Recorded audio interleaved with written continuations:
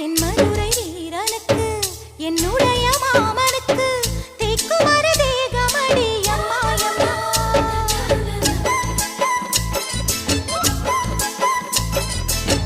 மாமன் பெற்ற பெண்ணுனக்கு மையெழுதும் கண் எதுக்கு என்னை வந்து கொல்லுதடி எம்மாயம்மா.